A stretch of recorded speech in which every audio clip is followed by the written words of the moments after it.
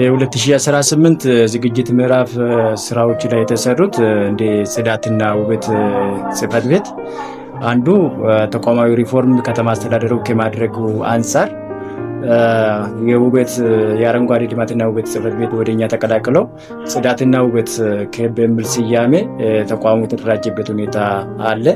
ከዚህ ጋር ተያይዞ በዝግጅት ምዕራፍ አንደኛ ሩብ ዓመት ላይ የተሰሩ ስራዎች አንዱ ዋና ተግባራችን የጽዳትና የውበት ስራዎች ናቸው።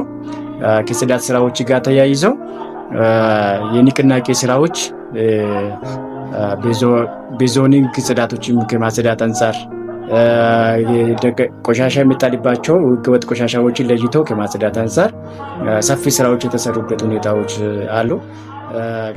ወረዳችን የከተማውን እምብርት ከመሆኑ አንፃር የጽዳት ዘመቻዎች ትልልቅ ህዝባዊ በዓላትና ሃይማኖታዊ በዓላት ሲደረጉ በንቅናቄ ጽዳቶች ያደረግንበት ሁኔታዎች አሉ ማለት ነው።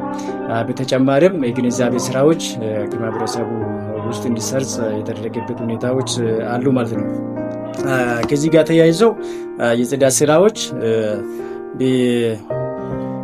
ሶስት ቡድን ነው ያለው። በሶስቱም ቡድኖች የተሰሩ ስራዎች አመርቂ የሆኑ ስራዎች አሉ ማለት ነው። ዋናው አንድ ቆሻሻ መጓጓዝ እና ቆሻሻን መለየት ማህበረሰቡ ጋር ግንዛቤ ከፈጠርን በኋላ ቆሻሻ በአይነቱ ከተለየ እንዲወገድ በየጊዜው በየሰዓቱ እንዲወገድ በሶስት ሺፍት ሰራተኛ አስገብተን እያሰራን ያለንበት ሁኔታ ነበረ።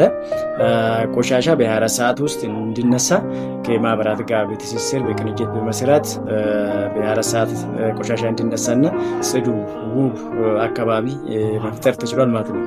እንግዲህ ወረዳችን 12 ብሎኮች ነው ያሉት። 12ቱም ብሎኮች ጽዱና ውብ ለማድረግ በየጊዜው የሞዴል የማድረግ ስራዎች እየሰራን ነበርና እዛ ውስጥ ብሎክ ውስጥ የሚገኙ ተቋማትንም ሞዴል እንዲሆኑ ጽዳታቸውና ውበታቸው በጠበቀ መልኩ እንዲሄድ በቃል ኪዳን ሰነድ እየሰጠናቸው ከህዝባችን ጋር ቃል ኪዳን ሰነድ እየተፈራረምን አንድ ብሎክ አንድ ተቋም ሞዴል ስናደርግ ባለቤት እያደረግን የሄድንበት ሁኔታዎች ታይቷል ማለት ነው።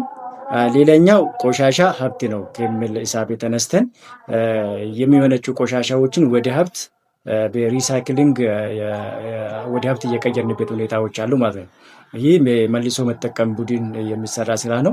ከዚህ ጋር ተያይዞ የመልሶ መጠቀምና ውህደት የማድረግ ቡድን ብዙ አመርቂ የሆኑ ስራዎችን እየሰራ ይገኛል ማለት ነው።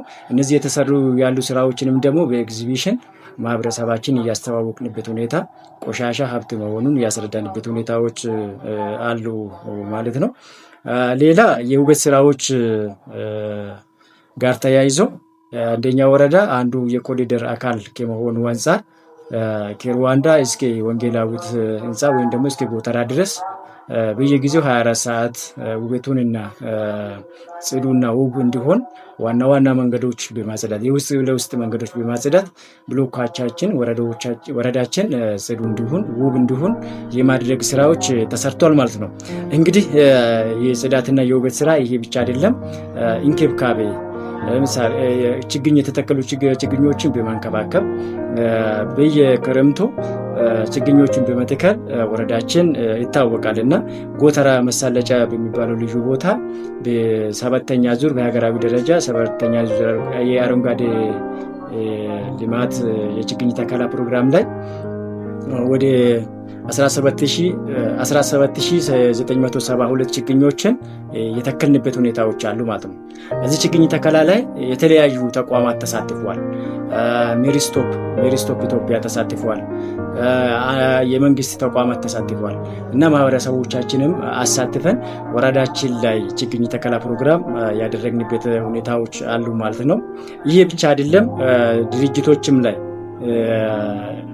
በ2050 ራዲየስ አካባቢያቸውን ጽዱ እንዳደረጉ ውብ እንዳደረጉ ቃል ኪዳን ሰነድ እየተፈራረምን ስራዎችን እየሰራን ቆይተናል ማለት ነው። በመግቢያ ላይ መናገር እንደሞከርኩት ችግኝ መትከል ብቻ ሳይሆን የጽድቀት መጠኑንም ለማንከባከብ ችግኞችንም ለማንከባከብ ከተቋማት ጋር የቃል ኪዳን ሰነድ ተፈራርመናል። እነዚህን ችግኞች መትከል ብቻ ሳይሆን ማሳደግ መቻል አለብን። ማጽደቃቸውን መረጋገጥ መቻል አለብን። ስለዚህ ችግኞችን የተከልናቸው ችግኞችን ውሃ በማጠጣት በማንከባከብ በመኮትኮት ቀጣይ ለመስራት እቅድ ይዘናል ማለት ነው። ይህ ብቻ አይደለም። በቆሻሻ አያያዝ ዙሪያ መልሶ መጠቀም ሰዎችንም ዜጎችንም የስራ ዕድል ፈጠራ ለመፍጠር እቅድ ይዘናል ማለት ነው። አሁን የኮምፖስት ማህበር አንድ ማህበር እናደራጃለን። እነዚህ አንድ ማህበር አንድ ተንቀሳቃሽ ደግሞ 10 አባላትን የሚይዝ በቅርቡ እናደራጃለን። ወረዳችንን ጽዱ ውብ ለማድረግ 24ቱም ሰዓት 7/24 እናረጋግጣለን፣ እየሰራ እንሄዳለን።